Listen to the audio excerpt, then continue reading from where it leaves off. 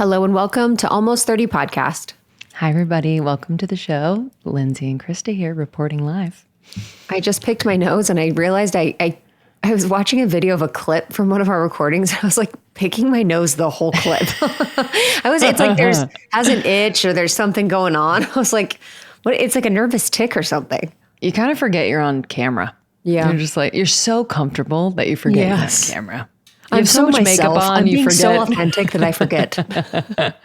I've been picking my nose a lot lately. I don't know what it is. Just feeling like an absolute trash can. I just took clippers for like tiny hair clippers and I was just cleaning my whole nose out. I don't know why, but I've been so stuffed up lately. Yeah. I have my own theories. I know I'm slightly allergic to almonds and I've been having a lot of almonds. So I think it causes me to feel sick. And then I've been saying that for 3 years. I know, honestly, you guys, I'm like, we should take away all the almonds. Some things I pick up and learn quickly and some things I don't. The almonds need to go. Well, when it's like not causing you not to breathe, you're like, whatever. Tastes good. The solution is anaphylactic shock. The solution is EpiPen status. Well, welcome to the show. This is Almost 30. This is 7 years in the making. Mm-hmm. We're best friends. We started this during our Saturn return. And if you don't know what your Saturn return is, it's kind of an astrological transit that you go through in your late 20s, early 30s that just really makes you look at life and get serious about what's working and what's not. And when we found out that we were going through our Saturn return, we were like, like everyone goes through this. Mm-hmm.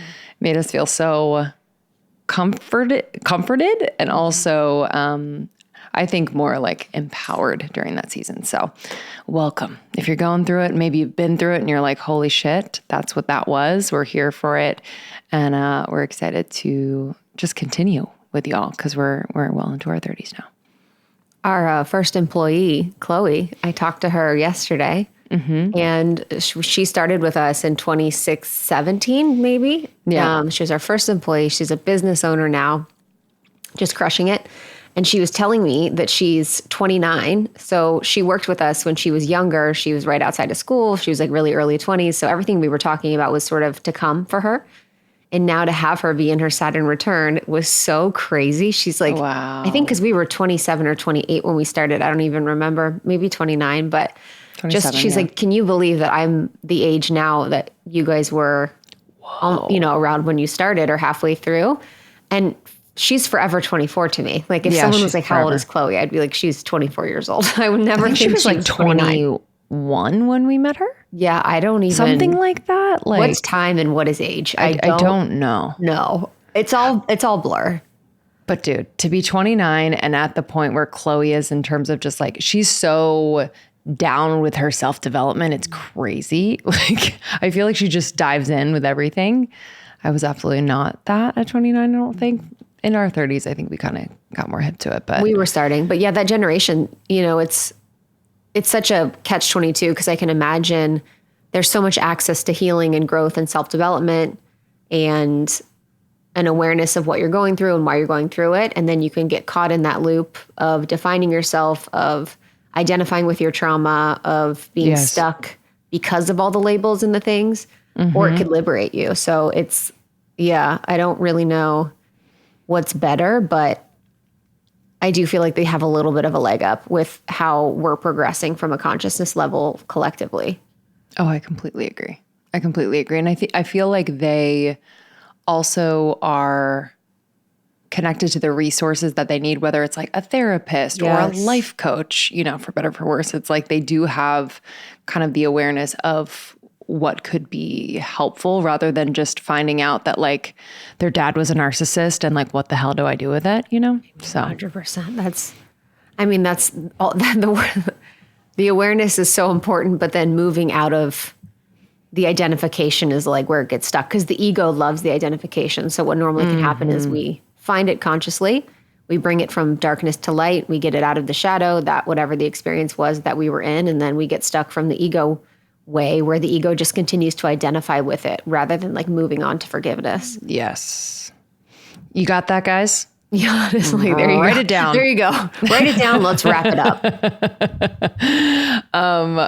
I'm so excited about today's conversation. I spoke to Lily Nichols, RDN, baby. She wrote Real Food for Pregnancy and has a new book coming out, Real Food for Fertility. And I would say that the conversation around hormones has been one of the top topics on Almost 30 in the life of our podcast. And so this conversation was really enlightening to me because I didn't realize that fertility in general, whether you want to have children or not, is an indicator of good health. So that was really fascinating to me. So if you're someone who's wanting to get pregnant, amazing. If you have had trouble getting pregnant, this is definitely a resource for you. But also, if you're someone who maybe doesn't get their period on a regular basis, or you just feel kind of disconnected with that part of your body system, the menstrual cycle, this is an incredible conversation for you. But I loved how Lily really frames this, where, we need to look at our bodies, which sounds kind of sterile, but stay with me, like a bank account. So there are times in our life and seasons in our life where you're going through big withdrawals from that account. So pregnancy being one of them, big withdrawals from your nutrient reserves. And so if you are going into a season like pregnancy, you have to make sure that those reserves are full. And you do that with not only nutrition, but lifestyle. You have to manage stress, check in on your relationships. And this goes for mostly the women, obviously, but we have to, if we're talking about fertility, we also have to talk about the men's fertility as well. So it's a really sciencey conversation. It's very tactical. And I just love talking to her. I realized that, and I'm thankful because her Real Food for Pregnancy was like my food Bible during pregnancy.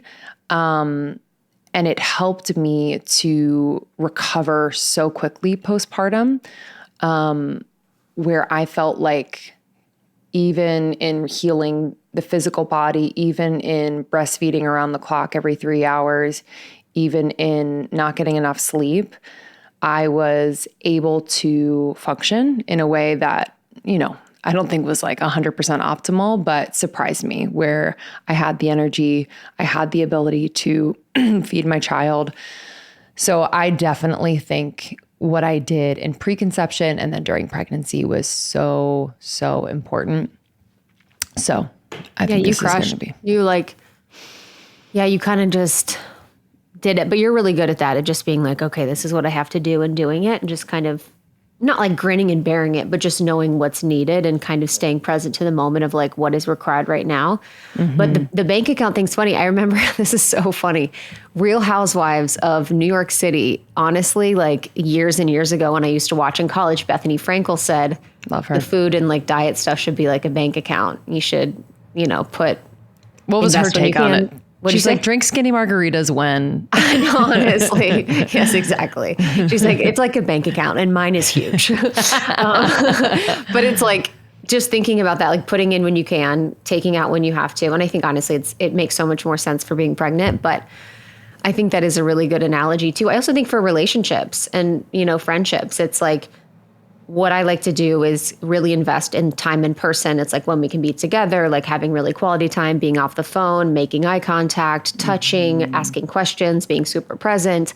And then that if you don't talk for a little bit of time, a month, 2 months, whatever, you've really invested really good quality time and energy when you were there in that relationship, and you don't need like little text check-ins throughout the process. So I think that's a good way to think about anything in life, because the bank account thing is being present for what is when you're there, being present for the time before birth when you can really, really invest in getting really good food in. And then when you are in a phase where it's not as easy, that you've done everything you can, and that you can take the pressure off of being perfect and feeling like you have to be doing really well all the time. I think that might be the most liberating part of the bank account thing, is thinking about like, you don't have to be perfect all the time. You don't have to be your best all the time. You don't have to be showing up all the time. You just have to do your best when you can.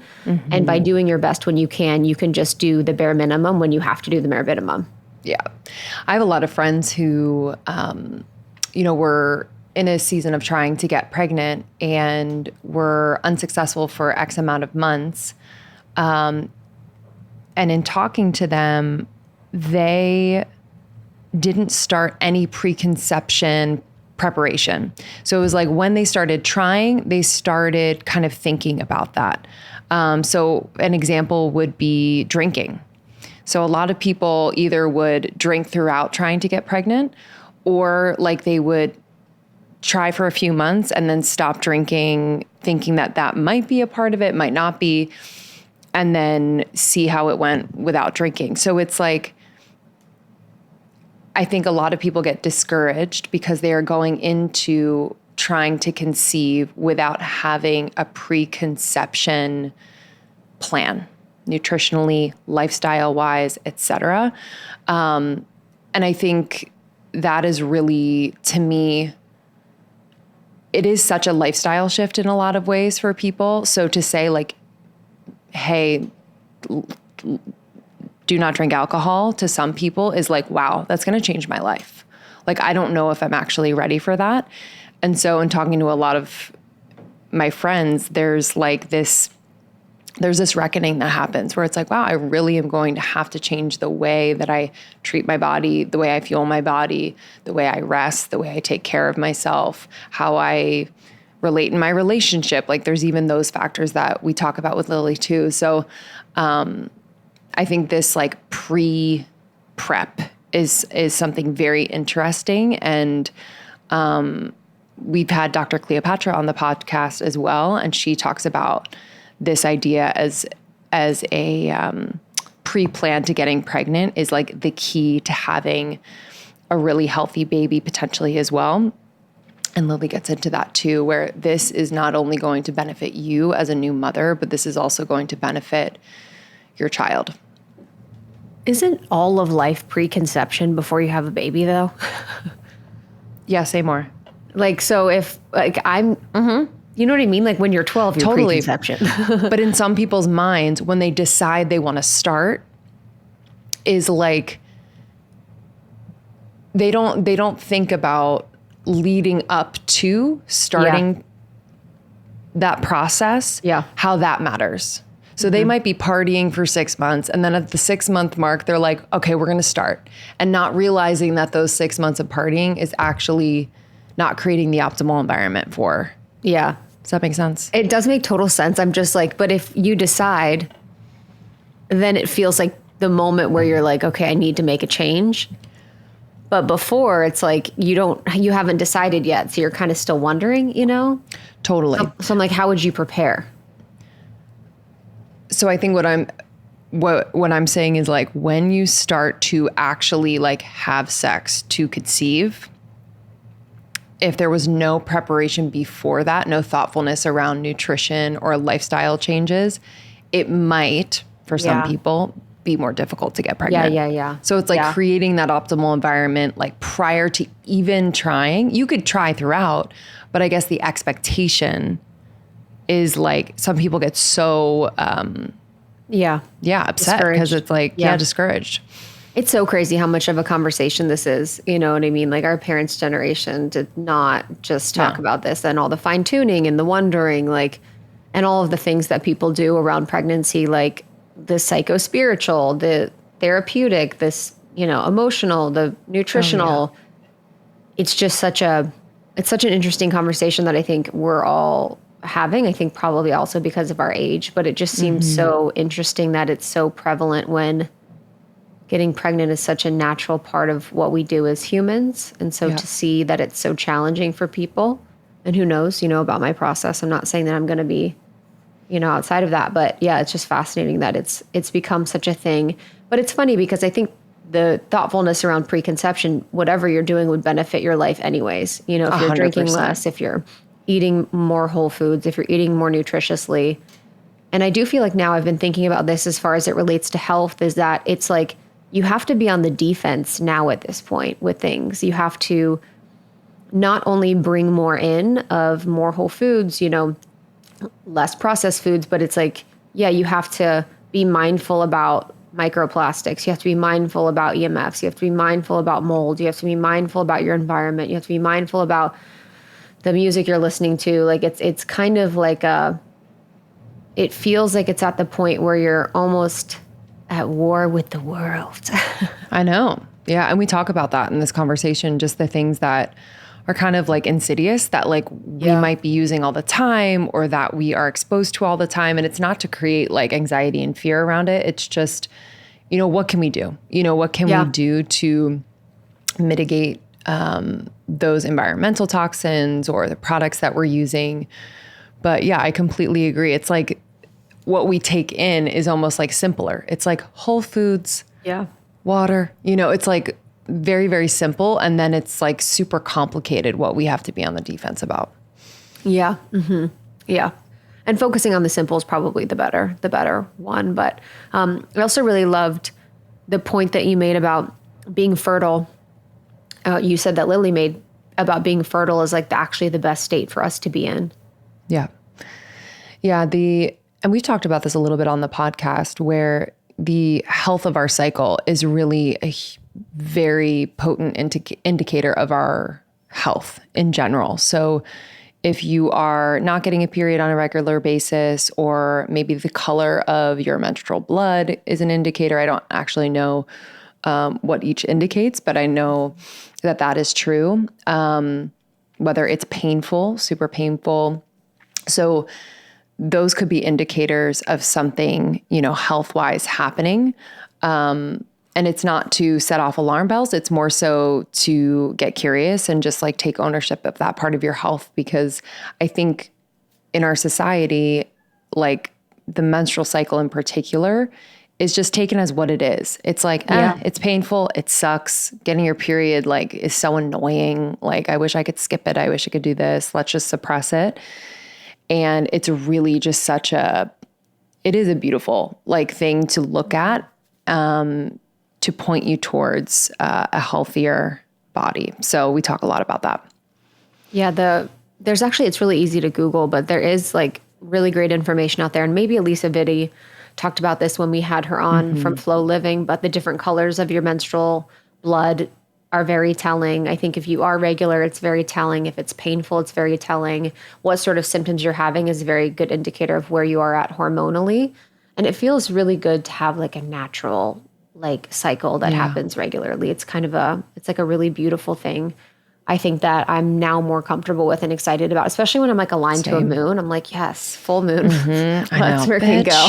We know that I feel like I'm doing well. I'm like, yes, I'm on point with the moon. Yeah, I got my period back 5 months in, and I'm still breastfeeding. So that's kind of, I don't actually know what that means. I think I'm saying means it's healthy, but I think that means it's healthy too. Yeah, it feels good. It's actually, I don't have any symptoms besides just bleeding, which is really, really nice. But I think, same as you. I feel kind of less of a burden each time I get it, where it's like, oh, this is an indicator of that. We good, we healthy, we flowing. So Lily Nichols, her book is Real Food Pregnancy, and she is a registered dietitian, and she is all about helping people to eat real food. She does real food nutrition for pregnancy and gestational diabetes. And this conversation is centered around her new book. It is Real Food for Fertility. She co-wrote this with Lisa Hendrickson Jack. But this is a book for any one of you out there who is eventually wanting to conceive, is in the process of conceiving. Even if you are disconnected from your cycle, if you feel like your cycle is a little bit off, this is going to be an incredible resource. And this is all about preconception. So why does this matter? This is very important for your egg health, for the sperm health. So this is something that your partner can also glean from. It's about regulating your menstrual cycle. This is really important for the endometrial development. So I know a lot of people out there have endometriosis or PCOS. So this is important, especially for the embryo to securely implant. So there's a lot of like things that need to go right in terms of conception and having proper nutrition, make sure that those parts of the process are optimal, that it can work, basically. We also talk about lifestyle changes. We talk about environmental factors. She went through like my kitchen, what I had in terms of like nonstick pans and things like that. So we can just be aware of what could be affecting our hormones, and body as a whole. So I think you guys are going to love this. It is, I think, already a bestseller. It's been out for a couple months now. Real food for fertility. Prepare your body for pregnancy with preconception nutrition and fertility awareness. Amazing. We have other episodes for anyone that's interested in this topic. You can search fertility, pregnancy, almost 30 on Spotify, wherever you listen to podcasts. I highly suggest you subscribing, rating, and reviewing the show. It just means a lot. It means a lot to Lindsey and I and our community. And then we have Morning Microdose. So if you're interested in almost 30, you will love Morning Microdose. I get so many people that stop me and tell me about Morning Microdose, which is our daily dose of almost 30. It's 5 to 10 minutes of our show, ad-free, just straight to the content that you can listen to every single day. Almost30.com, Almost 30 Podcasts on TikTok and Instagram is where we flow. You can find me on Instagram at It's Krista. And I'm at Lindsey Simsick. Okay, I wanted to let you in just on my prenatal and postnatal supplement choices. I get this question a lot. I wanted to address it here. So I took, before I even got pregnant, I took Ritual's prenatal multi. I also took it during pregnancy. I don't know if you know this, but the first 28 days of pregnancy are important in a baby's neural development, very important. So there's really no such thing as too soon to start. That's why I started before I got pregnant.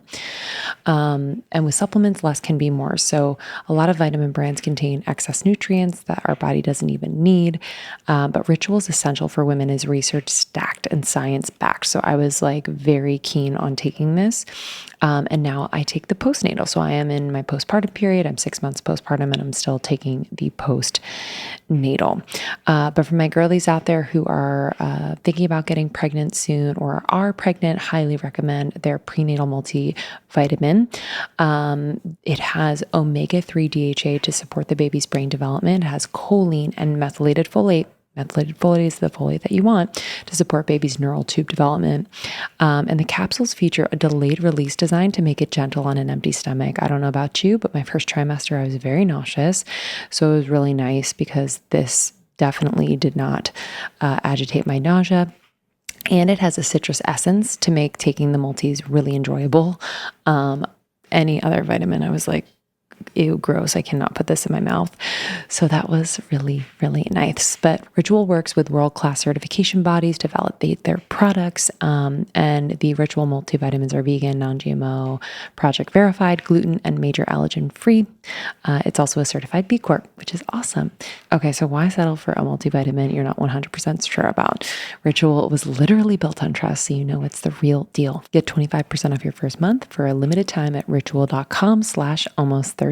Start Ritual or add Essential for Women Prenatal to your subscription today. That's ritual.com/almost30 for 25% off.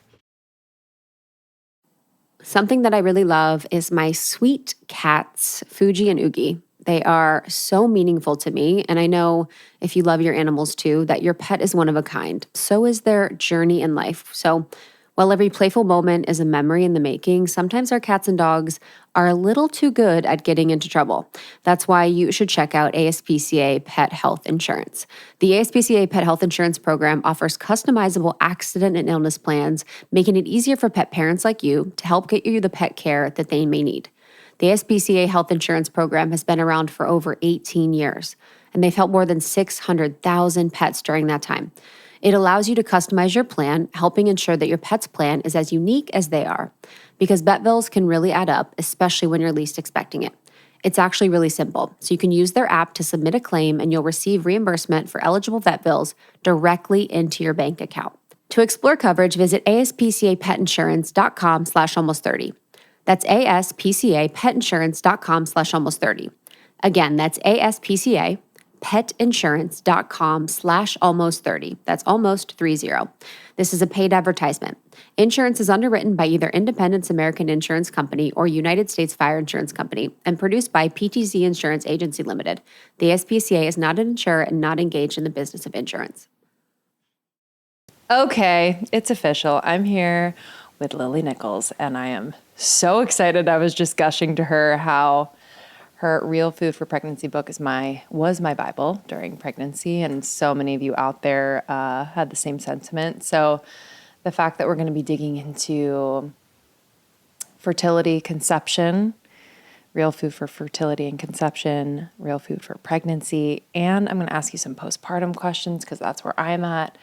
I feel very blessed because this is like my whole life right now and been my experience for the past over a year. And I've just become so fascinated with just optimizing my health and my body and also nutrition for my baby. So thanks for being here. I'm excited. Happy to be here. It's an all-encompassing life phase. So been there twice. I know how it goes. Yeah.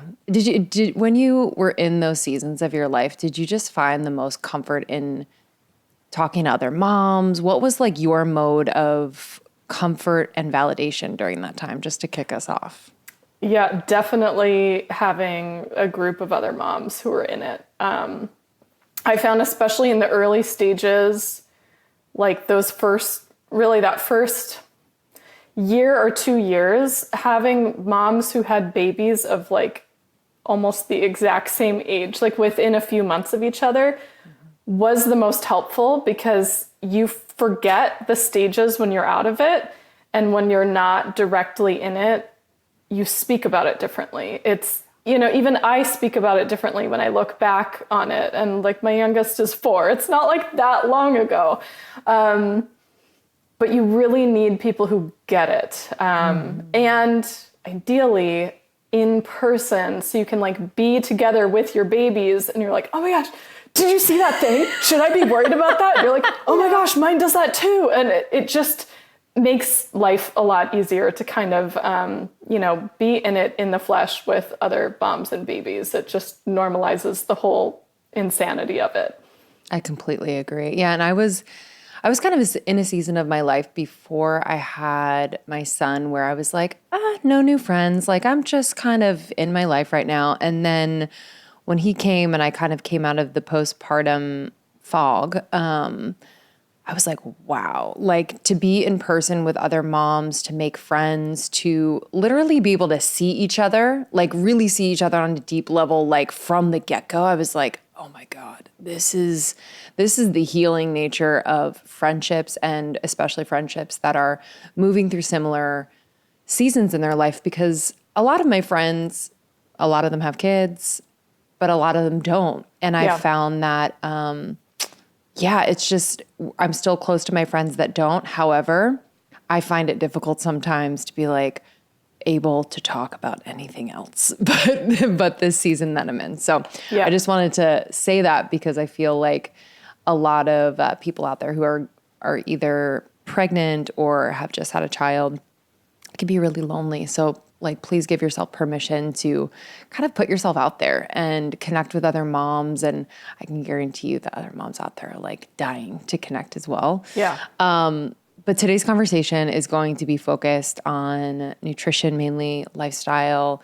I found your book at the beginning of my pregnancy, and I will just say that like how I felt physically, mentally, emotionally, my actual levels, whether it's like vitamin D, my iron levels, et cetera, throughout my pregnancy, because of how I ate, because of how I supplemented, were the best that my doctor's ever seen. And that's a brag, but also I really attribute it to what I was eating and putting in my body, which is not always easy when you're feeling all types of things during pregnancy. So just thank you, because this really taught me how to nourish my body. I think, from pregnancy moving forward. But I would actually like to begin our conversation in the conception and fertility phase, because I get a lot of questions, and we'll just kind of go in order.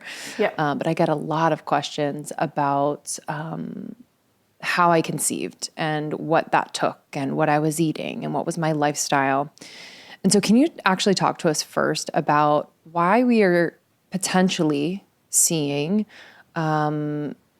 bouts of infertility more often than I think we've been hearing in past decades? Yeah. And I know there's many reasons, but as it relates to nutrition and lifestyle. For sure. Yeah. I mean, we're at the stage now where approximately 1 in 6 couples face fertility challenges. So that is far more common than previous generations. And the reasons for it are complex and interrelated. We have so many onslaughts in our modern society that are just a mismatch to fertility. Being super stressed out throws off your hormones. Not sleeping well throws off your hormones. Getting too much blue light exposure and not being out in the sun first thing in the morning, like Huberman style, right? Like that throws off your hormones. We have so much more chemical exposure than we had before, and that's coming from many places: cosmetics, plastics, things contaminating the food supply, pesticides, and so on and so forth. And many of those end up being endocrine disruptors, so mess up your hormones. And then our food quality. I mean, a lot of people are not really eating the best quality diet. Doing so is, in a lot of ways, kind of a privilege. It's expensive to get whole foods that are not like full of garbage. Like it just is what it is. So I think all of those things combined definitely play a role. We're also, of course, often delaying having children until later on, and that can play a role as well. So you add it all up, and it kind of is a recipe for fertility problems. And it's not just on the female side. I mean, sperm quality as a whole has been going down population-wide for decades now, to the point that sperm quality guidelines for what is like accepted as like normal has declined over the years. So we used to aim for higher, and now our like new normal is quite a bit lower. It's like 5% morphology or something insane. So I think all of that ends up factoring in. And then I'll throw in one more: diet culture. So especially for women, our hormones are very closely tied to nutrient adequacy. And that includes not just like micronutrients, but calories, protein, fat. And so when we have decades of people eating a low-fat diet or going from diet extremes, especially if you go on a low-calorie diet, I mean, you cut calories by as little as 25%, and that starts throwing off the menstrual cycle and can cause ovulation to cease. Obviously, if you're not ovulating, you can't get pregnant. And traditionally, like ancestral societies, they would actually, you would see a variation in birth rate based on if it was a season of abundance or a season of scarcity, or like some areas have like a dry season and a rainy season. Like rainy season, everything's growing, you get a great harvest, people have enough food, and you see more babies. Dry season, when there's not enough food, like fertility slows. So we see that for different reasons nowadays, like self-imposed food restriction. But that's a really big problem that I see a lot in practice, is just significant undereating and like years of undereating. Yeah, just on that point, I remember there was kind of a overall confusion around fasting, where like I was fasting at a point when I was living in LA. I wouldn't eat until like noon, and I would do this all the time and not according to my cycle whatsoever. I wasn't paying attention. And honestly, I was feeling awful. I was feeling, and I think what I liked about the feeling was just this, Yeah, I was feeling thin the first half of the day for the most part, where I'm like, ooh, I'm going to work out. I'm going to just have a bulletproof coffee and I'm going to fast until 12. And I liked aesthetically how I was looking, and I liked the feeling of being lighter. Mm-hmm. And at the time I wasn't trying to get pregnant. However, I know that if I had continued that absolutely would have been a factor in me not being able to get pregnant, because I was not nourishing my body. I would find myself like starving at points, yet when I was starving, I wasn't actually eating nutrient-dense food to satiate my hunger. I was probably eating food that would cause a glucose spike. Like, it was just all sorts of funky. And so I'm glad you brought that up, because I do think that, in this day and age, when we are able to see other people's lives, their bodies, their lifestyles, we automatically think that we should be trying those and looking like that. And the reality is that everyone's body is very, very, very unique and different. However, we all do need these nutrients that are going to help our brain work better, help our gut work in a way that is just affecting most systems of the body, our hormones, et cetera. So yeah, I definitely went through that. And I'm curious, I'm curious if someone like me who was fasting and kind of restricting in a weirdly subconscious way, I don't know if I was like consciously restricting, I just got into the habit of like not eating enough food. So how would you, if someone is wanting to get pregnant and or prep their body for fertility, how would you go from that, restricting, maybe fasting, to incorporating more nutrients? Yeah, it's a great question. And I think we have to remember, like, most of the research we have on fasting is done in men. So while we have all sorts of extensive and very compelling reasons to fast for improved longevity and like blood sugar balance and all these things, weight loss, most of that research is in men, and they're not as sensitive to nutrient inadequacy as women are.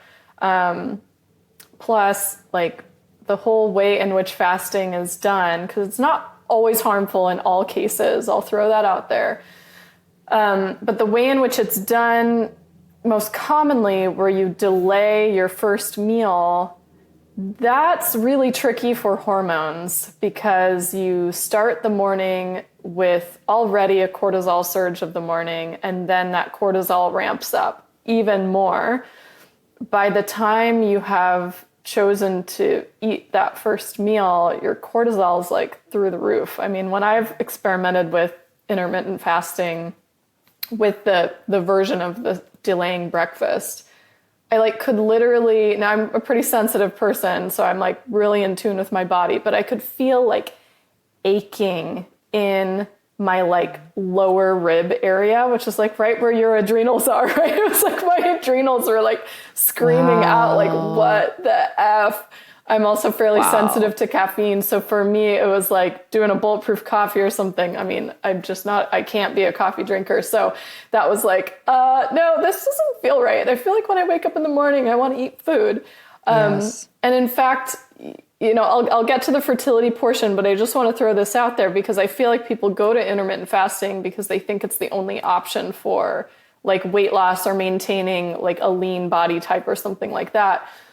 There's actually been data where they look at, there's been a study in women with polycystic ovarian syndrome where they do have them intermittent fast. And now these are women in this particular cohort who may benefit from a little bit of weight loss, but they didn't restrict their calories, which is interesting. And they front loaded their food. So they ate all their food between 8 and 4.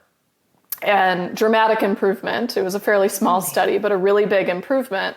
But that's not the way most women are intermittent fasting. The other thing is there's been some other studies where they've done similar, like front loading the food. So most of your calories and food at breakfast, a slightly smaller lunch, and the smallest meal is dinner, or the reverse, small breakfast, moderate lunch, large dinner. You see huge metabolic benefits in those who are getting the larger breakfast, even with calories, macros, everything kept equal. So when we think sort of long-term about like both hormonal health and like body composition, because it's not wrong to have body composition goals. What we see is that eating, particularly breakfast, particularly a protein-rich breakfast, is a way to often achieve fairly similar results as intermittent fasting, but with less collateral damage that you see down the line. So for somebody who has been intermittent fasting for a while and wants to like transition to like a more fertility supportive approach, it's tricky because sometimes your hunger cues are like completely thrown off for a while from not eating breakfast. So you may have to be sort of kind to yourself during the transition phase, but try to have something to eat in the morning. And I actually recommend within 30 to 60 minutes of waking up, and not coffee, because that'll give you a huge cortisol surge, like actually some food.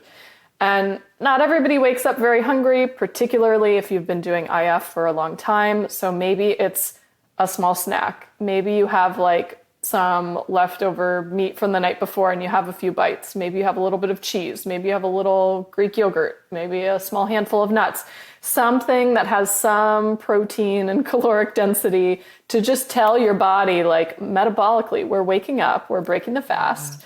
And then, go along with your morning for a bit until your full appetite kicks in to have breakfast.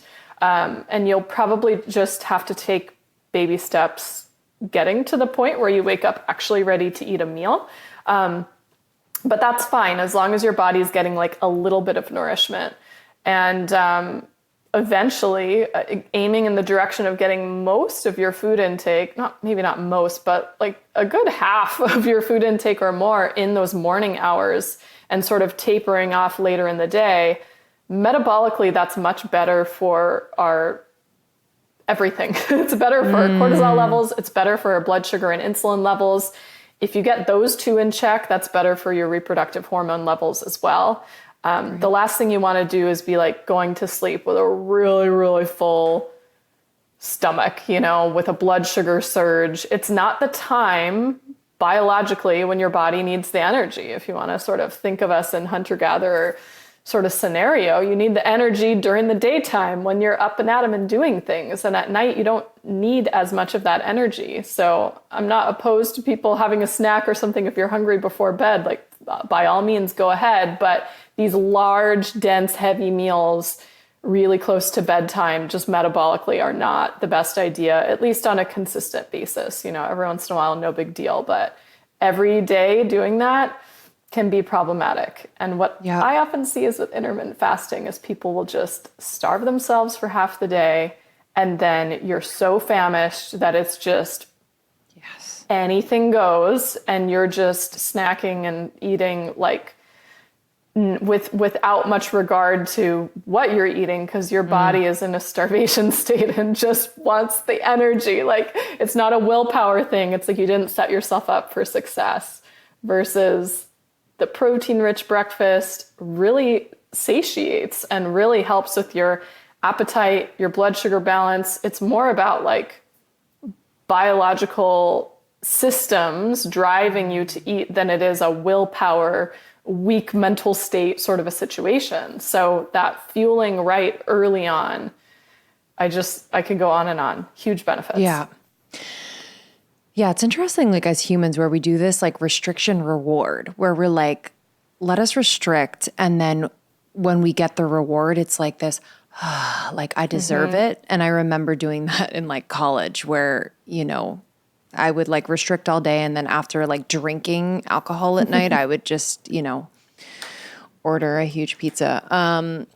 But also to the protein first thing in the morning, I had 2 turkey meatballs to start my day, because we're just doing whatever's easy and whatever's in the fridge. But I've just noticed such a difference, especially in my cognitive ability, my energy. And, for anyone listening, it's like, for me, I don't necessarily have time to actually make a breakfast. It's very hard. Right now, I haven't like gotten the just the rhythm and the process down with the baby. But I think any meal prepping is so helpful if you can soft boil some eggs for the week. If you can make a batch of turkey meatballs, whatever, and have them in the fridge to like grab, whether it's heat up or not, it's literally changed the game for me, because oftentimes like I'll find myself, like what can I have that has protein in it right now? And that takes me 2 seconds to make. It's either one of those things or like a Greek yogurt or something like that. But yeah, it's so key. And I've noticed such a difference. So the nutrients specifically to improve, I guess the question is how to enhance your fertility. What aspects of your levels are we looking at? So is it iron? Is it, vitamin D? I have no idea, but what are we looking at? And then how can we eat and or supplement to support that? Yes. So first off, I think one of the major things you want to think about are your blood sugar levels. Your blood sugar levels do play a major role in your egg quality, also for your partner, sperm quality, and even chances of conception in any given menstrual cycle, is how a lot of the research is done, is better in women whose blood sugar levels err on the lower side versus those whose average blood sugar levels are higher, even if they're below the pre-diabetic range. So you don't need any sort of like diagnosable blood sugar issue. Just having higher blood sugar levels on average lowers your chance of conception any cycle, or in other words, like makes it take longer for you to get pregnant in the time period that you're actively trying. We already talked about the breakfast bit, the protein bit, so those absolutely apply, and just total protein being enough for the entire day definitely applies. And we have to sort of look at where our goalposts are for protein, because if you're just following like the standard RDA for protein, it's set way too low. Okay, you're gonna need quite a bit more than what our RDA is set at. I've written about that for pregnancy, and that's definitely covered in my new book on fertility that'll be coming out. But average protein intake probably needs to be more in the realm of like the RDA is like 0.8 grams per kilogram. At minimum, I'd say 1.2 grams per kilogram. It's arguable it should be more like 1.5 grams per kilogram or beyond. And particularly in women who are more active, because you have more muscle turnover and muscle synthesis and like connective tissue and stuff that needs to be repaired. You need more protein if you're athletic. So don't skimp on that for sure. I would be looking at like the overall quality of the diet. What's the quality of the foods you're taking in, particularly carbs? Like, are most of your carbs coming in from like white flour or added sugars, or are they coming in from whole food sources, from like fruits and vegetables, whole grains, particularly like fermented grains like sourdough? Like, are they coming from those sources where they come packaged with micronutrients like vitamins and minerals to help your body use them, and like fiber to help sort of mitigate the blood sugar spike? Or is it just refined carbs? Your listeners probably are a little different than the average American, but average American, like 85% of grains consumed in the US are refined. It's like breakfast cereals, white flour crackers, white pasta, so on and so forth. So that's definitely an area to clean up. And I would also be looking at the fat quality in your diet. Fats had, a bad rap for years and years, unfounded, by the way. And you do need fat, because if you go too low in fat, you actually slow down your hormone production. Estrogen and progesterone can dip by like 20 to 50% if you're eating too low fat. And when your hormone levels are too low, you may cease ovulating or have issues with your menstrual cycle, like a short luteal phase, low progesterone levels, that can affect your chances of conception or like viability of the pregnancy. So you do need fat. I want to stress that, but the quality of the fat is important.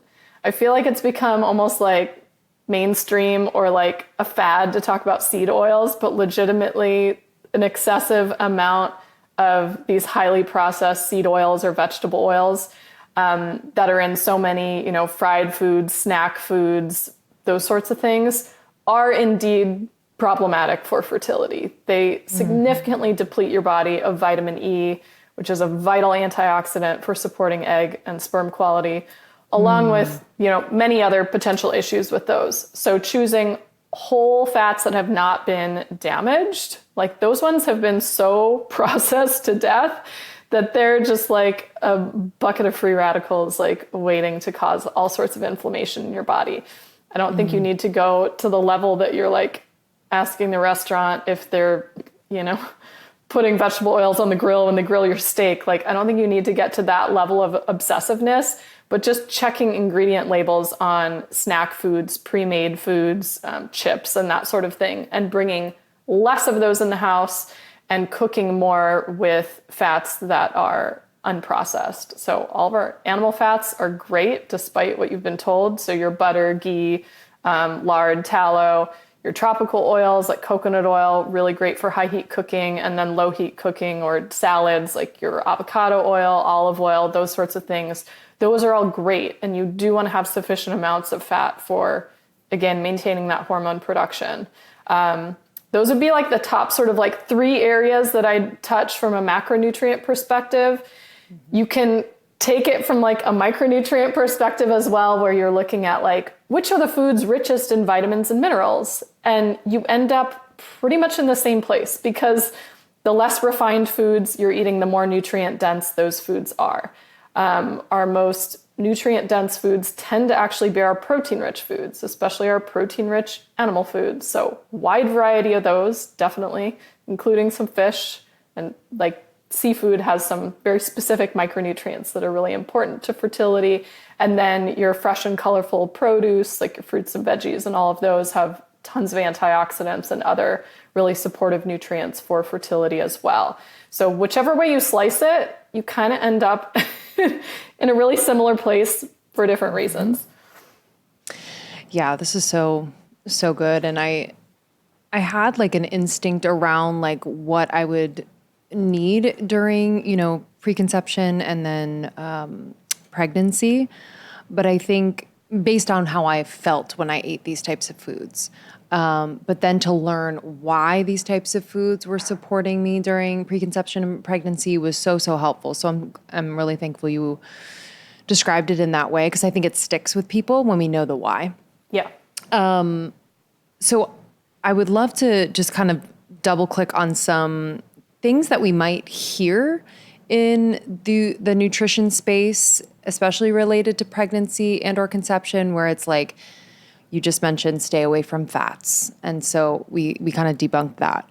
What about salt in our diet? Because I feel like a lot of people are like, oh, I don't want too much salt. And I am a electrolyte psycho to the point where I hope I'm not putting too many electrolytes in my body. But I would love to talk about salt and why it's important that we're getting salt in our diet. Yeah, I mean, I'm also a fan of salt and electrolytes, so right there with you.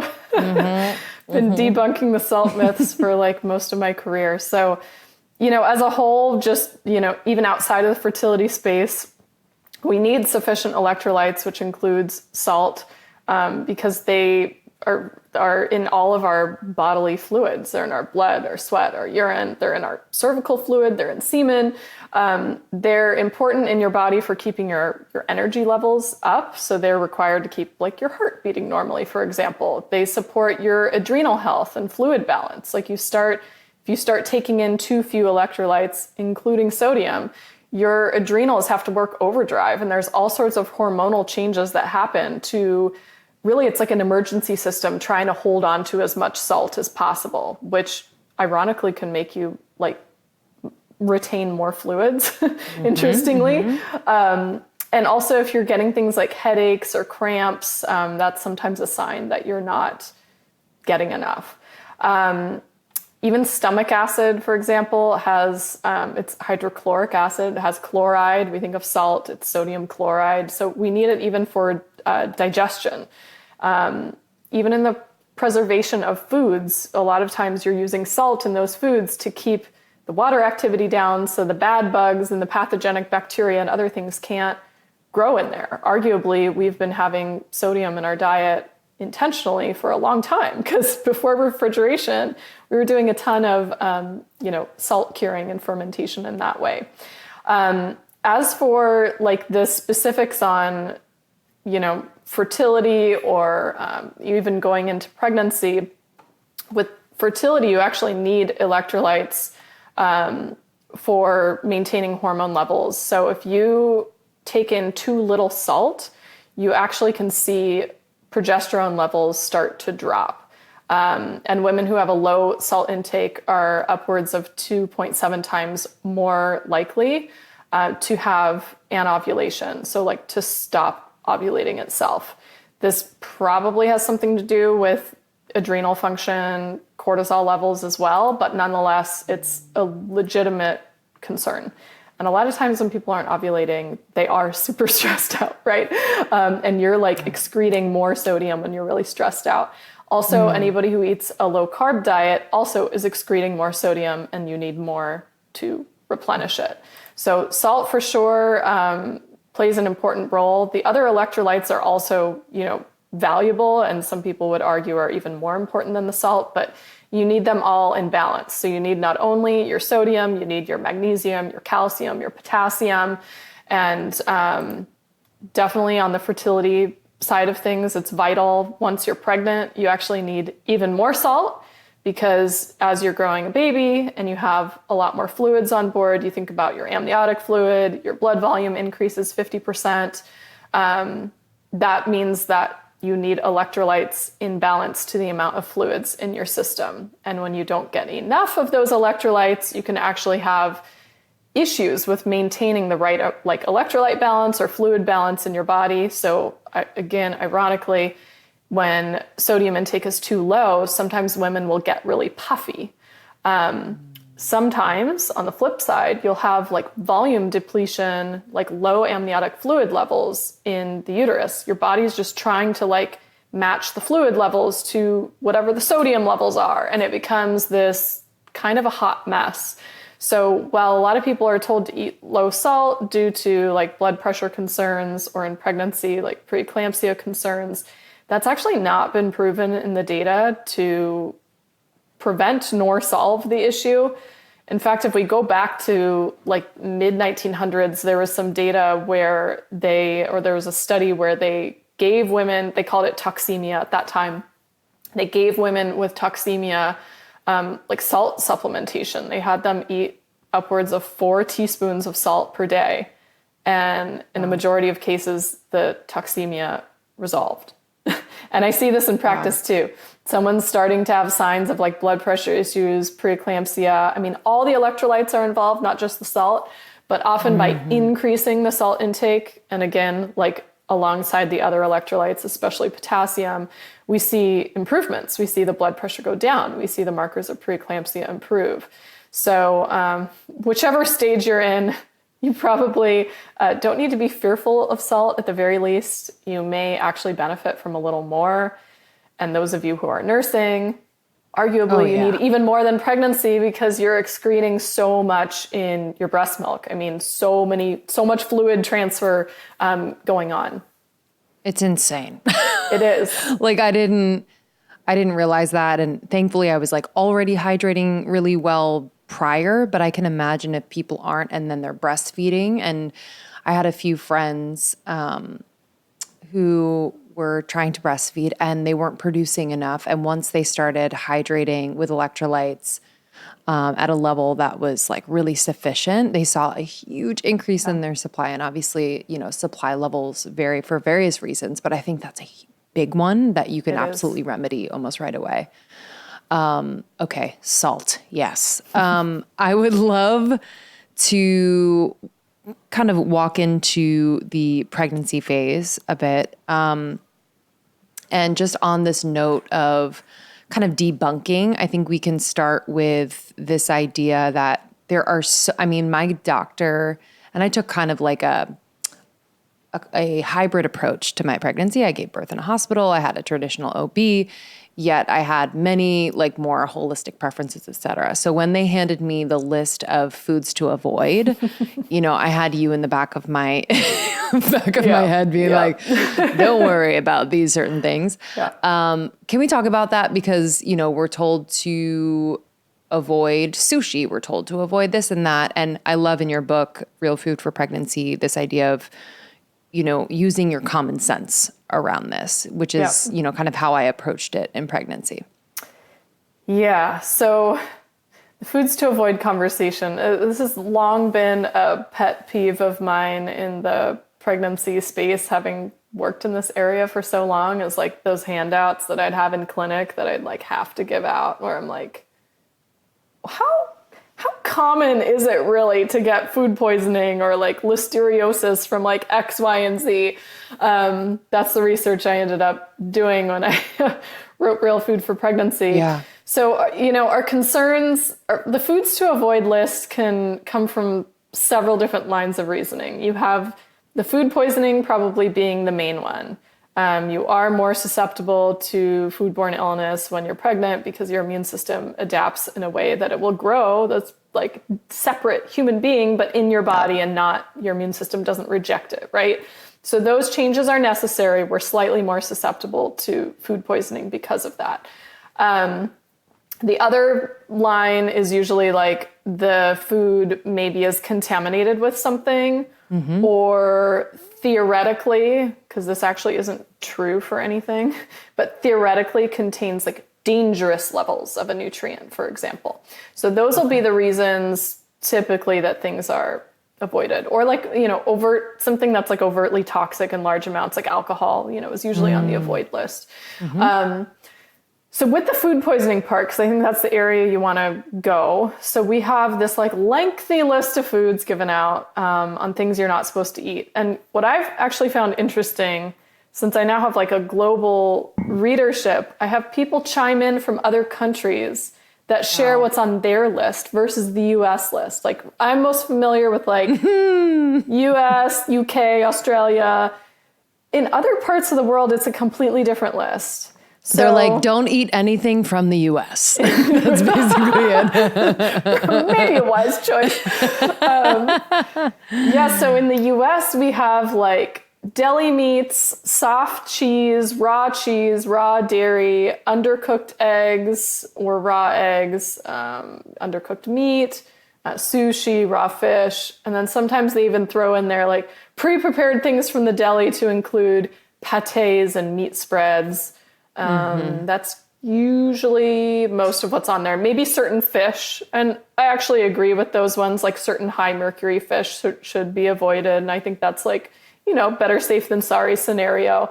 You go to some of these other countries, they don't have any of these foods on there. Or maybe they like pick and choose a handful, but raw fruits and vegetables, like off the menu, like no pre-cut fruits and vegetables, no salads. Very interesting. So, I craved salad 0% during pregnancy. Same. Like I already get like kind of, if there's like one leaf of lettuce in my salad that's like sad looking or slimy, I'm like completely put off by eating like the rest of the salad. In pregnancy, it was like, I usually wanted cooked greens instead of raw. But for me, I like to look at, okay, like what is the actual chance of getting sick from any particular food?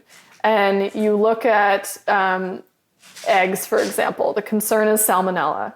The chances that an egg is contaminated with salmonella is anywhere from 1 in 12,000 to 1 in 30,000 eggs. So it's like extremely rare, even if you eat multiple eggs every single day, your entire pregnancy, that you'll even come across a single egg contaminated with salmonella.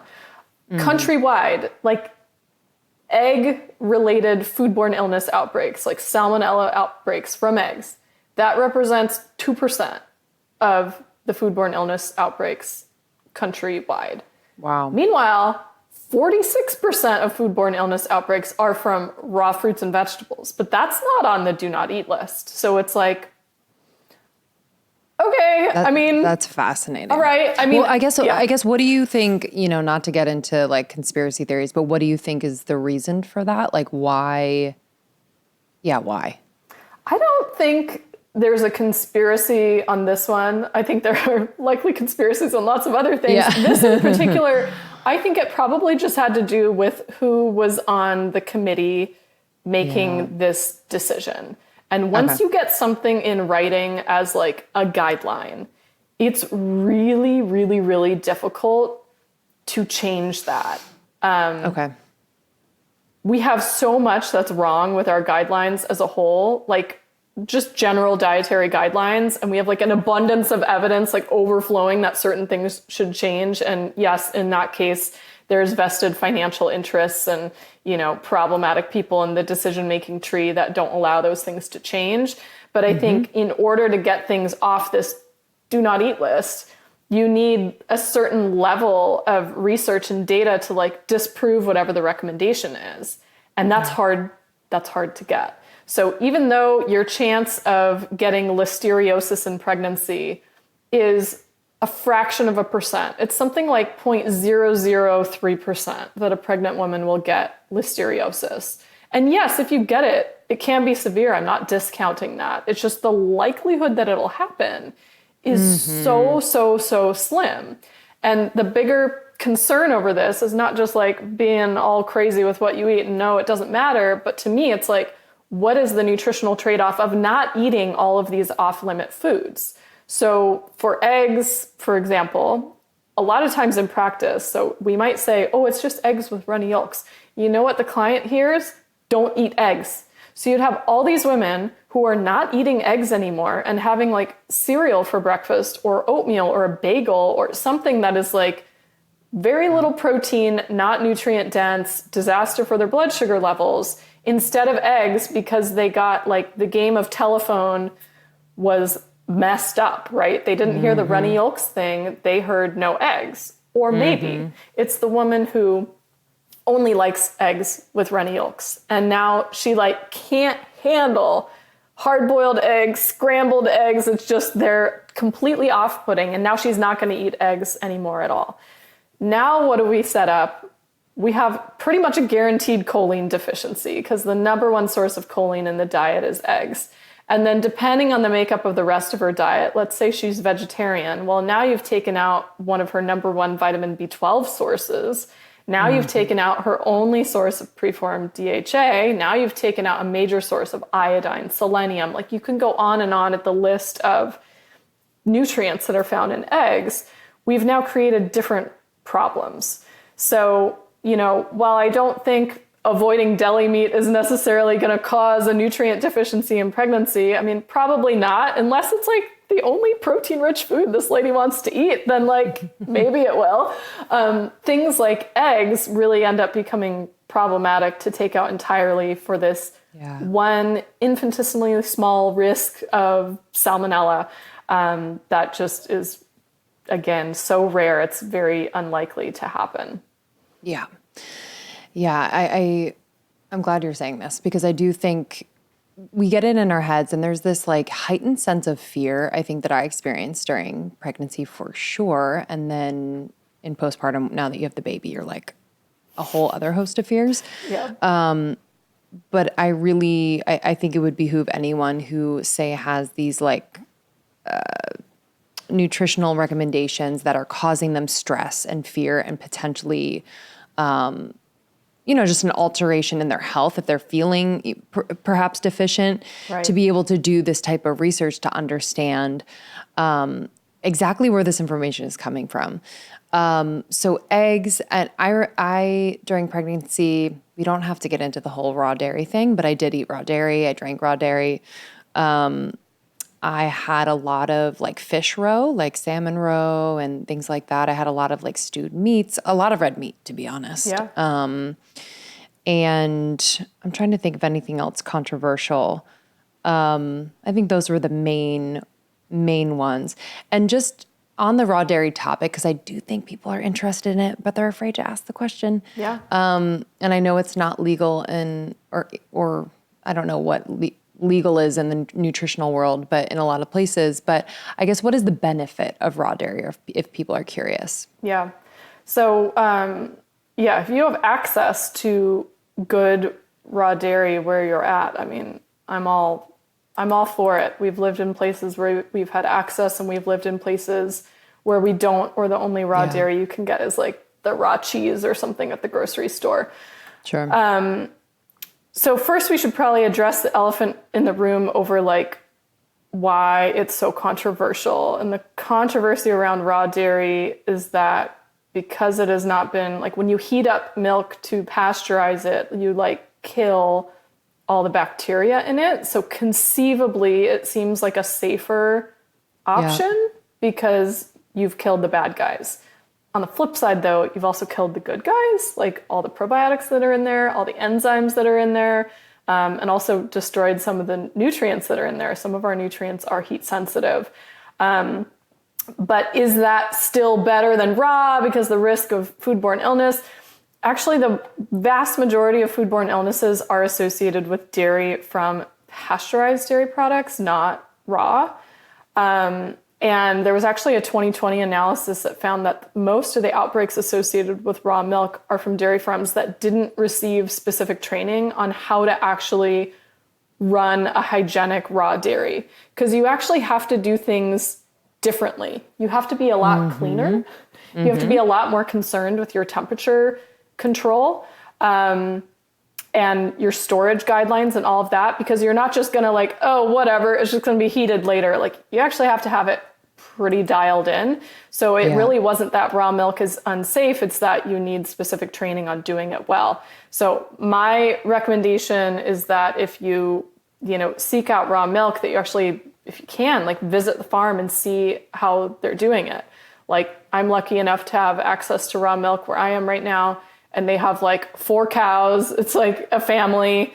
I've milked the cows myself. Like, cool. You see them, we know how to like clean the udders with the iodine solution and all of that. And so you can actually see it in progress. Again, that's not available in all places. And like I said, I haven't always had access. But in terms of like why people maybe would consider consuming raw dairy is that it's easier to digest. So because it hasn't been heated, the milk proteins haven't been altered in any way. It still has all of its naturally occurring enzymes, including lactase. So if you have somebody who's lactose intolerant in the family, they may be able to drink raw milk without an issue. Like, my husband's lactose intolerant. He could do cheese, cream, yogurt, some yogurt. Milk is like not good. Yeah. But with raw dairy, he can digest it just fine with no digestive upset. And then it also contains all of its like natural and healthful bacteria. So it is actually a source of beneficial bacteria, probiotics. So if you have, like, a lot of people who have, gut issues actually find that they improve when they include raw dairy, because you're not taking like a pill probiotic, you're getting it from the milk itself. So it's like any food. Can we guarantee that all raw milk is perfectly safe? No. We also can't guarantee all pasteurized milk is safe. We can't guarantee all the fruits and vegetables are safe, or the almonds are safe, or like the romaine lettuce, it's always contaminated. Yeah. Romaine lettuce, cantaloupe, like that's always contaminated, right? So, yeah. Yeah. Okay. Thank you for saying that. Reminds me to put in my raw dairy order. If anyone wants New York area, DM me. I will give you my plug, because it's not like a widely known thing. Okay. Can we talk prenatals during pregnancy? How much should we be depending on prenatals versus nutrition? And is there anything that we're not going to get from food these days? Yes, great question. So when I talk about prenatals and supplementation, I always try to level set that we're talking about supplements. Like, literally the definition of the word supplement is like to have in addition to, right? So it's not a replacement for a whole food diet. It doesn't replace every single thing you're going to be getting from food. Certainly, it's really tricky to like mimic the nutrient ratios and synergy between things in real food. And they don't have absolutely everything you need. Like we have nutrients that we haven't even given a name to yet. And we're just now, starting to uncover. That said, because of the rates of micronutrient deficiencies are what they are in women of childbearing age, it's like over 40% of women in the US have some type of micronutrient deficiency. And we don't always know which one because testing for like your nutrient status is not commonplace unless you're working with a functional practitioner, paying out of pocket for expensive labs. You usually aren't getting that information. So a prenatal vitamin is like your insurance policy that you're just covering all of your bases. So I recommend finding one that's comprehensive, like not the ones that have just picked out like, oh, these are the arbitrary count on one hand or two hands number of nutrients that are commonly deficient. No, you get one that has like covers your bases. You get them in a format where you're getting more than bare minimum quantities. So 1 a day never cuts it. Rarely even a 2 or 3 a day. Often those fall short, depends on the formula. And that they've chosen nutrients that are in a form that your body can utilize. So there's a number, we can create lots of things in labs, and sometimes they can lab create a nutrient that's chemically identical to how it occurs in food, and that's great. But a lot of times they are lab creating nutrients in a form that's not at all found in the food supply that your body has trouble metabolizing. So just be picky on the forms of nutrients as well. Like folate is a really important one where you want to be picky about the form that you're getting it in so that your body can actually utilize it. Yeah, what form of folate? Yeah, so this gets into like super controversial land, and I hope you don't receive hate mail as a result of it. Whatever. But it has to be said. So there are like 150 different forms of folate in our food supply. The vast majority of it is in the form of methylfolate. And in our bodies and in umbilical cord blood, so what the baby is circulating, 95 to 98% of that is methylfolate. Okay? The type that you're most often getting in supplements, and the type that all these large government agencies and obstetrics organizations recommend, is folic acid. Folic acid is not metabolized in the exact same way as methylfolate. It is absorbed well into your body, so that's one of the reasons people are like, folic acid, greatest thing ever. You absorb it super well, but absorption and utilization are two separate things. Yes, you absorb it, but your body can only metabolize like upwards of like 200 to 300 micrograms rather of folic acid per day until you start clogging up your enzymes and they don't function anymore. And you have a buildup in your bloodstream of what's called unmetabolized folic acid. You can look it up in the medical journals, UMFA or unmetabolized folic acid.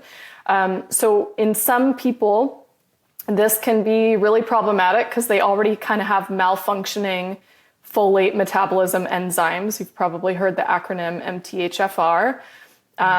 40 to 60% of the population has some type of genetic variation in this. And depending on the type or combination you have, your folate metabolism can be slightly impaired or like very severely impaired to the point that you can't utilize folic acid almost at all. And you really need to be getting that methylfolate. Now, because what circulates in our body and what we get from whole foods already is in the form of methylfolate, why don't we just supplement with the form that our body knows how to metabolize and stop having this decades-old geriatric argument around folic acid? Like, I'm sorry, but it's ridiculous. The people who are really loud proponents of folic acid, and it's so bad that they've like sent me death threats, okay? Like, people are absolutely nuts about this topic. Seriously. I'm serious. Is this, I believe you. And I think it's asinine, but is this what they tout is in, am I mixing up with something? Is this what they say is in like cereals where it's like fortified? Yes. No. Yes. Okay. We fortify all of the refined grain supply in the US, at least what goes through interstate commerce, is fortified with folic acid. So the average American is already getting 200-300 micrograms of folic acid just from the food supply anyways. And that's about the max that your body can like metabolize in a day anyways. We may as well like fill in the balance with a form that we can utilize, the methylfolate. So I've written about this extensively. I have a huge blog article on my website. It's like almost a book. It's like, I don't know, 7,000-8,000 words. You could give that a read. I teach like a 2-hour professional webinar on the topic because some people just like cannot comprehend that we got something wrong from research in the 1990s and like it's time to move on. And so I have a number of different resources on it available for different levels of like your learning style. But it's time that we just get real about the biochemistry of it. Okay, so I recently got my monthly shipment of my Symbiotica products. 2 of those products I take every single freaking day. The vitamin D3K2 liposomal delivery, I just squirt in my mouth, 12 pumps every single day, and the B6, B12. These 2 not only taste great, but I have noticed that during this season, we're still in the winter months, I have, knock on wood, not been sick. So keeping my immunity up during this hectic season is a must. So not only have I been taking those 2, but I've also been taking the liposomal vitamin C. This particular formula uses liposomal delivery, so my body can actually absorb the nutrients and allows my body to reap all the benefits. It has biotin, one of nature's most beautifying ingredients too. So, immunity, amazing, yes. And also hair, skin, and nails benefit too. In addition, I am also carrying with me all the time the magnesium L-threonate. These come in little packs and they are so freaking yummy. It's like a vanilla cream flavor. Sometimes I will put this on dessert. Yes, I do. If you don't know about Symbiotica, we've been working with them for a couple years now.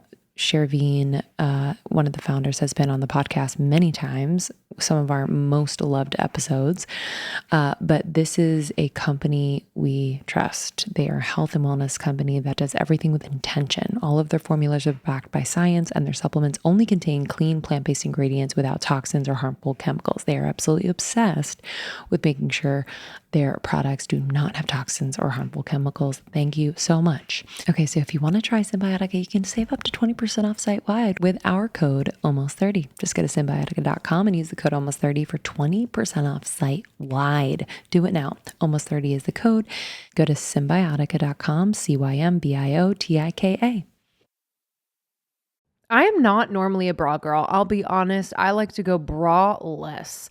However, I have found bras that I actually like, that are comfortable, that I love, that look good under any piece of clothing, and even when I don't have clothes on. And these bras are Skims, okay? I love Skims. The underwear, I've worn it for a long time. I always talk about it. But dang, they have delivered on bras. They are worth the hype. Amazing shape and support. I wasn't really expecting how comfortable they are. Unbelievable. Skims is creating the next generation of loungewear for every body, and it's going to be comfortable on your body. And their bras are made with innovative technology to give you the best shape and support. Plus, every bra is designed with the comfiest and softest material, so you'll feel like you're wearing nothing at all. I will attest. I feel like I'm wearing nothing at all. And Skims offers a complete system of bra solutions for every need and style. So truly, they've got you. And again, those sizes, 62 sizes, 30A to 46H. Pretty wild. So I have the weightless scoop bra. So versatile. I will wear it literally just around the house. I wear it to bed. I'll wear it under a t-shirt. I also love the Fits Everybody plunge bra in okra. Ooh, it is just so soft, like literally butter. I don't feel like I'm wearing anything. And I have the Fits Everybody unlined demi bra. It's kind of sexy. I really love it. But it has like a wire, but I don't even feel it. They just know how to do it.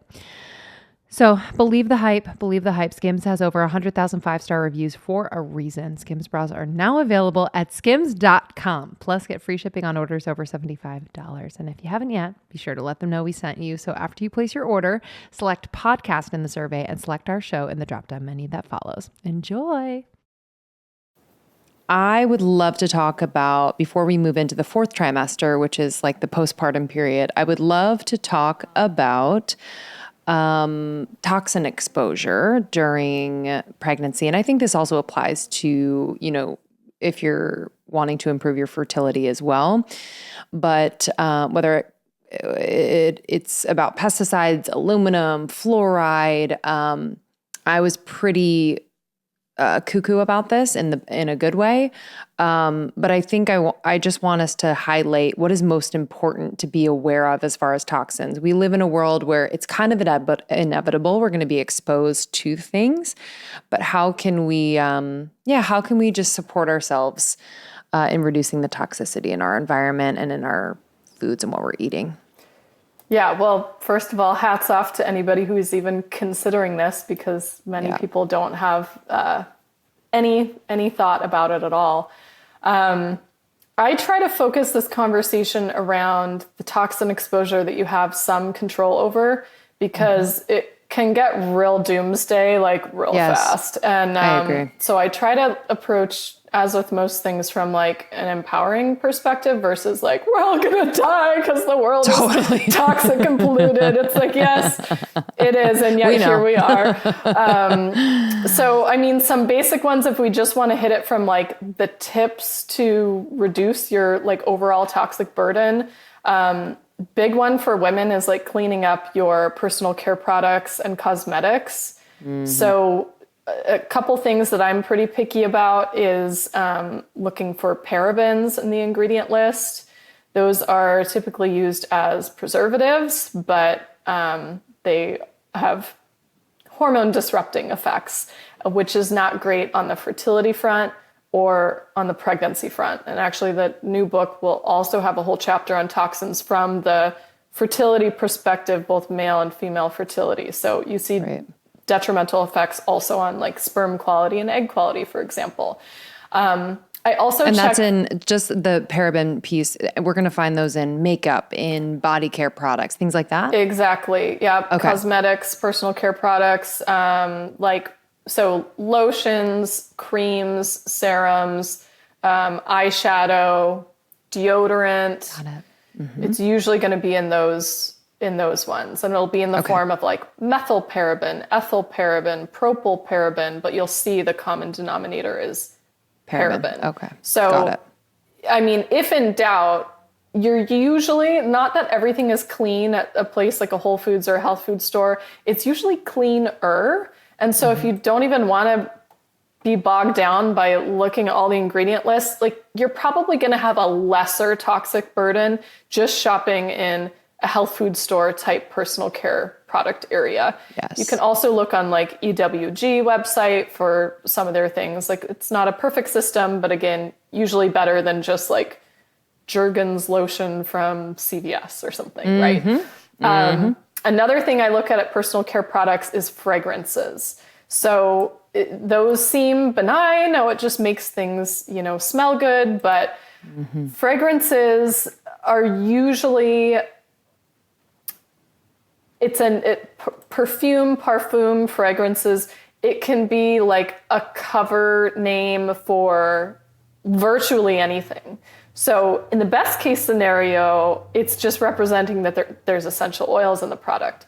But 99% of the time, it's actually like some crazy chemical cocktail soup. And a lot of times those fragrances also contain phthalates, which is actually like a plasticizing compound. But it is used in these products to like extend the scent life, I guess you could call it, of the product. And a lot of times these fragrances are more than 50% by weight phthalates. And that has detrimental effects on all the things, the egg quality, the sperm quality, pregnancy outcomes.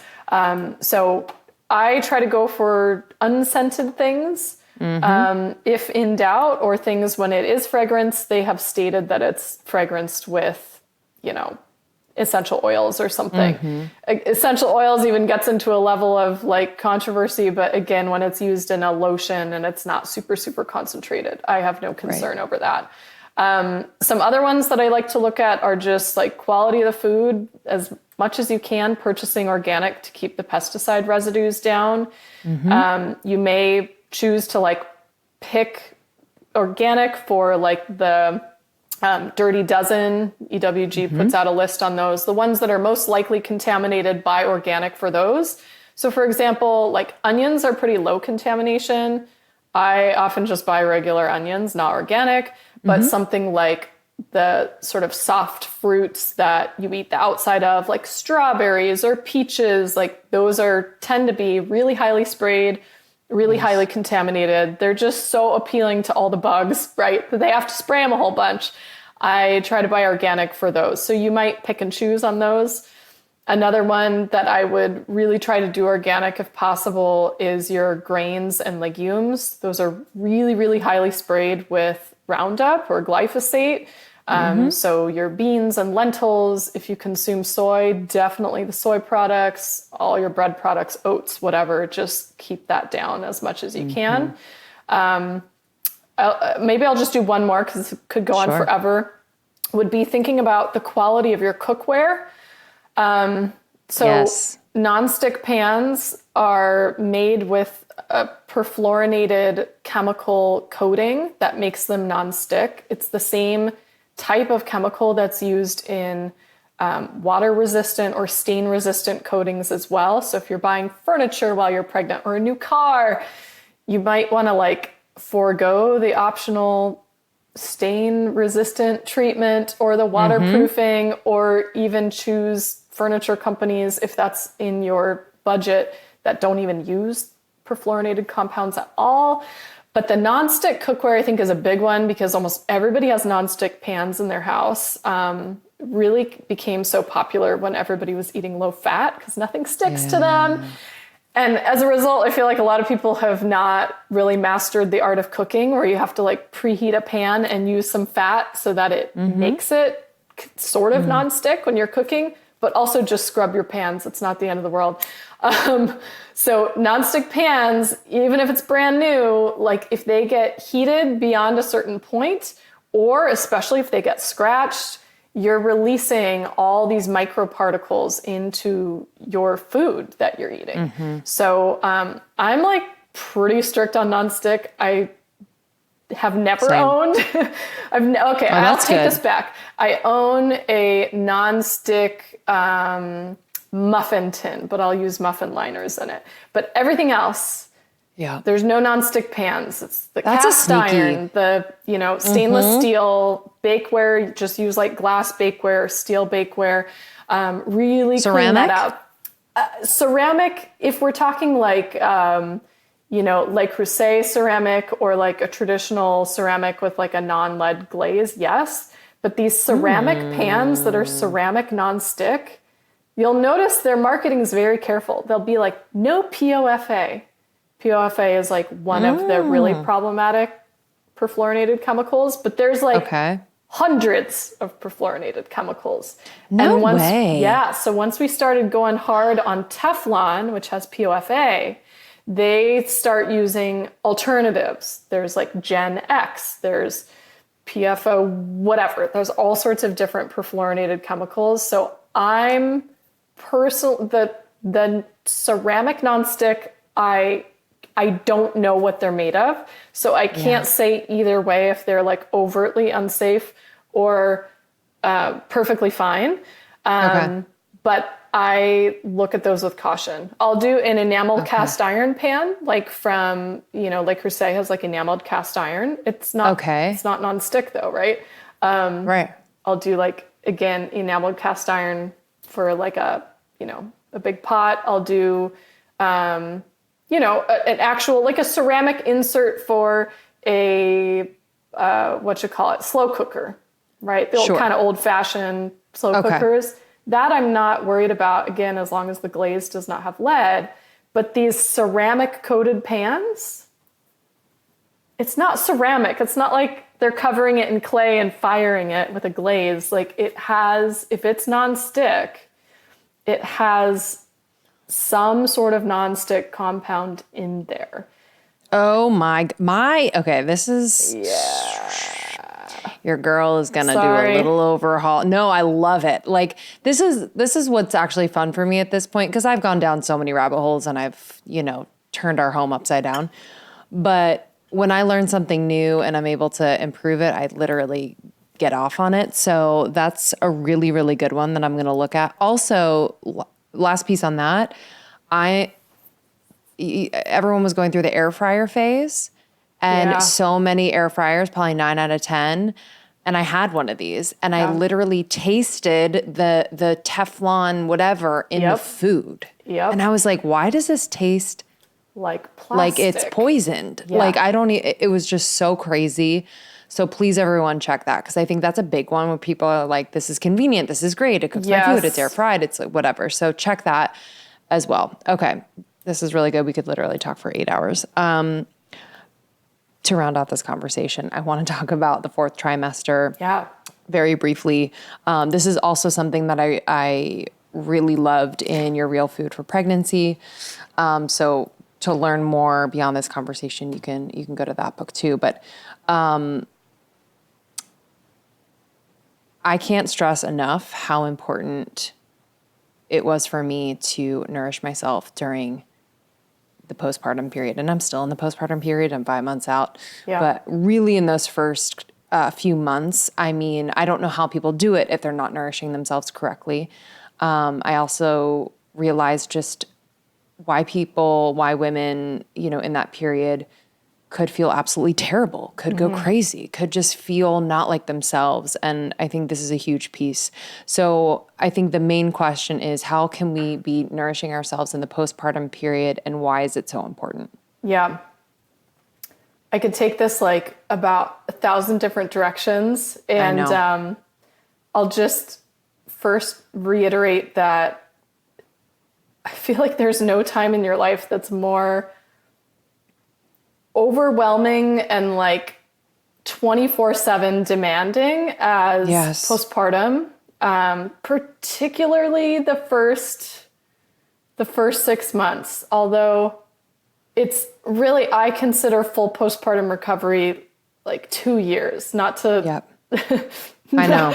I was reading that in your book again today. I was like, can I send this page to my husband? Yeah. Like, we need time. I hate to be like the bearer of that kind of news, but I started writing Real Food for Pregnancy when I was 10 months postpartum with my first. And I felt like I'd worked in the pregnancy space for so long.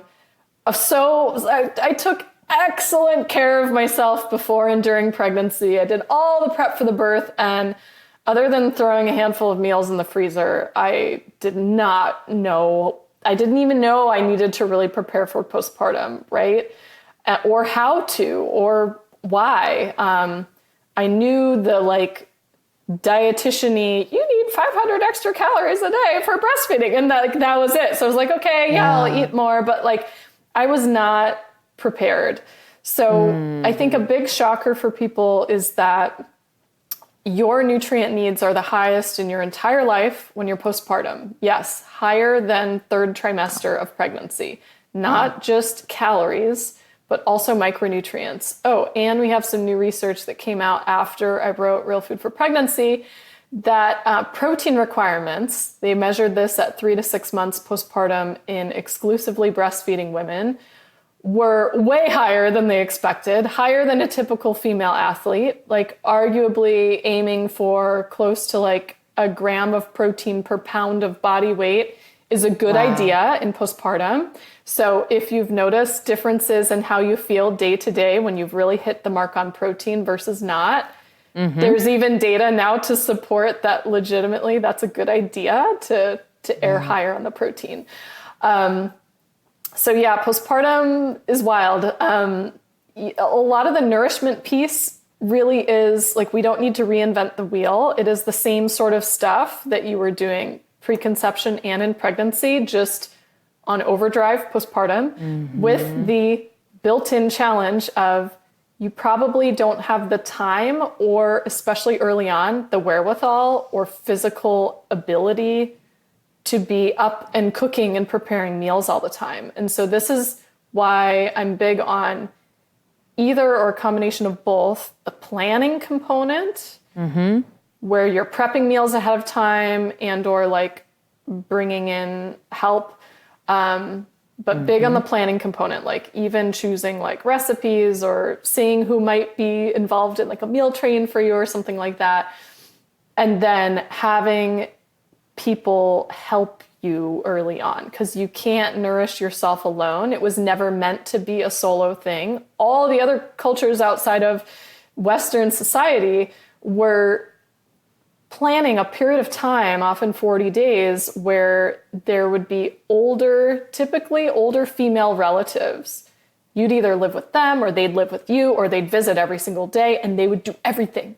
They would clean your house. They would cook your food. They would heat up the leftovers for you. They would hold your baby while you could take a shower, then give it right back to you so you could just lay in bed and nurse all day and really just rest and recover and receive nourishment from other people, not have it like added to your mental load to, oh crap, I also have to eat, and oh crap, there's nothing to eat. There's nothing with protein. And here I am at the pantry, like downing cereal from the box because I am so famished because breastfeeding has just, sucked me dry and I've got nothing left to give, right? It's not meant to be that way. And the frustrating part for me is that I think because so many of our mothers and arguably grandmothers like didn't receive that level of support, it's very normalized that it's just a shit show postpartum instead of being like I had to like ask for that sort of support. I didn't know to ask for it the first time. Second round, I was like, all the planning went for postpartum. And I like asked my mom to come and stay with us. And I mean, she's super supportive. I'm very lucky to have a great mom, but she's like, are you sure you want me to come and stay for how long? For a month? Are you sure? Like a month? And I was like, yeah, actually, I think I could use it. Like, I think we can both use it, especially with number 2. You have like a toddler running around that needs to be entertained. And, I was like, yeah, I do actually need that help. And it was really great to have just an extra set of hands, because like everyone's exhausted. Both parents are exhausted. Mom probably more so, but like somebody to just cook food, heat up food, occupy the other kid, sweep the floor, run a load of laundry, all the things that are not a heavy lift any other time. But when you're postpartum, everything is like a huge struggle. It's just big time. It's like, big time. Like conceiving of like putting laundry in and then like getting it to the dryer is like, that might be the only thing you accomplish the whole day other than like feeding your baby, Yes. So yeah, you need help. You need to be okay with asking for help and receiving support. And it's unfortunately still currently usually on your mental load to ask for that. And I would say, think about at least planting the seed with people who might be your support network ahead of time. And you can always be like, actually, no, I don't need it. But you might not know how or what to ask for, like how to even help when you're in it, because you just can't think beyond the next like diaper change and nursing and like small bit of sleep that you'll get. It's so real. No, that's so real. And I think, the preparation for this time, I'm excited to, if and when do it again and do it even better. I was okay at prepping for postpartum, but I think what really worked was having, I sent my parents your book and the first 40 days, which I know you also have that wisdom in there. Yeah. And I said, and they're amazing cooks. And I said, I would love for the next few weekends, maybe the first 3 or 4 weekends, and they live relatively close, if you could drop off food for us for the week according to these recipes. And they did it. And it was literally the number one thing that it was like the anchor in my day where I could open the fridge, it's there.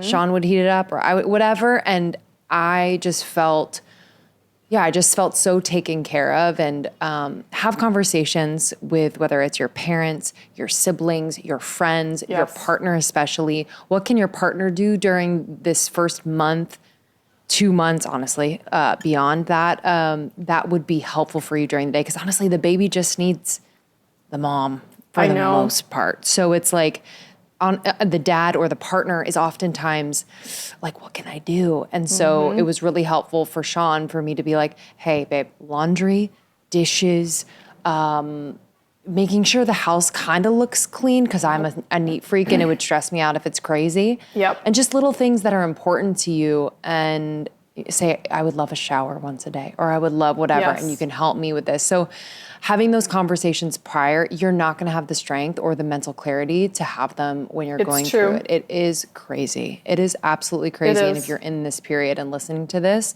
just know that you are not crazy. It is a complete life flip. That is the most beautiful thing, and also the most challenging thing I've ever experienced. Definitely. I've even had friends who are like totally on board with all the things, super nourished kind of humans, planners, who get blindsided by postpartum, even when it's not their first. I remember talking to one friend who was just really struggling. She wasn't a person who lived close enough to me where I could like deliver meals to them, because that's something now that I like always do. If somebody's in my community, I'm like, can I bring you a meal? Choose from option A, B, or C, and I'll, tell me what day and I'll drop it off. I won't even come in the house. I'll drop it off on the porch and send you a text, or send your partner a text so you don't even have to be bothered, right? But with this friend, I was like getting ready to send a box, and I was like, oh, maybe I'll get like a box of like protein bars or something. Like I was just thinking of sending something in the mail. And I got a text that was like, if I have to eat another protein bar, I'm like gonna die. And I was like, oh no, she's not getting food. Like she didn't have enough of a support system. So I ordered a meal delivery service that's all pre-made meals, pre-packaged, but still relatively nutrient dense, like protein forward sort of stuff. And I sent them, a couple weeks worth of meals that could just be reheated. And she knows logically that would be helpful, but when you're in it, you can't even think through what is the logical solution to this. You're just starving at the pantry, looking at the half-empty box of protein bars going, can I eat something better than this? This is terrible. And then, but it doesn't get to the next step of like, I should be proactive and order a meal delivery service, because you're not in that energetic space at all. You need other people to step up and do it, Yeah, I was saying to a friend yesterday, I voice noted her, she just had a baby. And I said, I will never let another friend who has a baby not hear from me during this time and or offer this type of support, whether it's sending meals, etc. Because I didn't know. Until I knew how intense it is. And so reach out to your friends who just had babies. Make sure they're good, supported, nourished.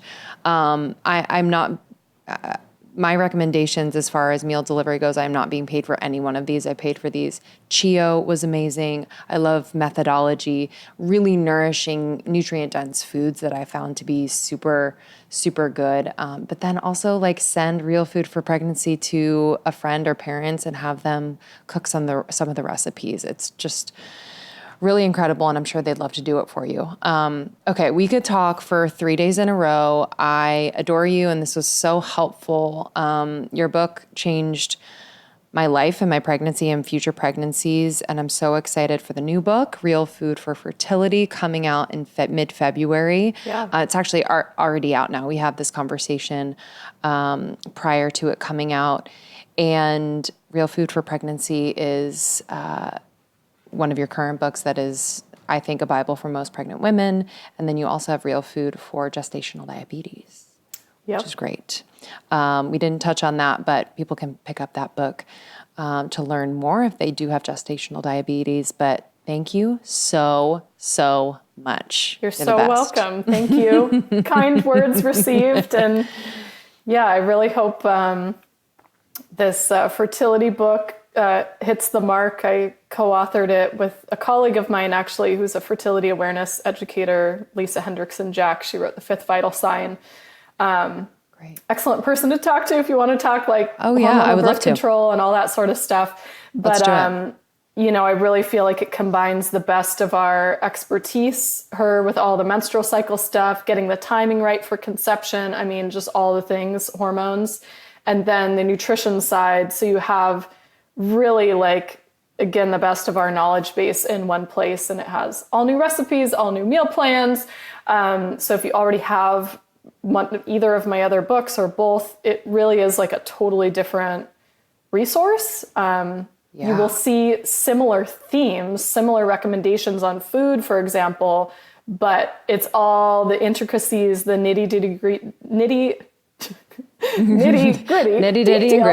I get it. The data points on, how this nutrient affects this hormone level or egg quality or ovulatory rates or PCOS or whatever. It's that's the stuff that really isn't found in either of my previous books or Lisa's other books. And I think it's just going to be an excellent resource for those of you who are on that conception path.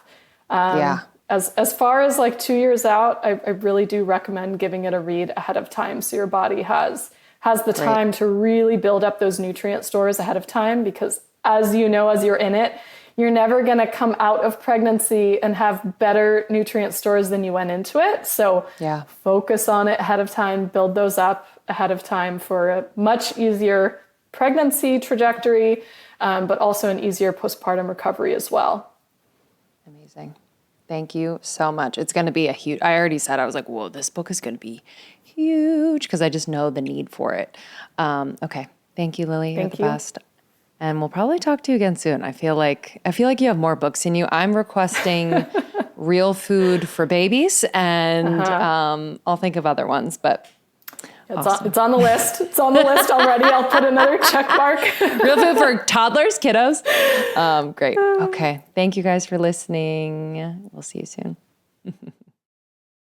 Thank you so much, Lily. You can find Lily on Instagram at Lily Nichols RDN. That's LILYNICHOLSRDN.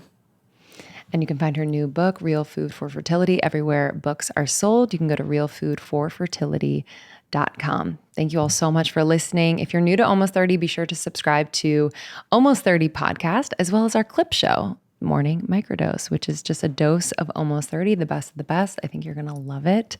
And be sure to share this episode with a friend who you know would love it. That's how we've grown over the last almost 8 years, and we appreciate and love you for it.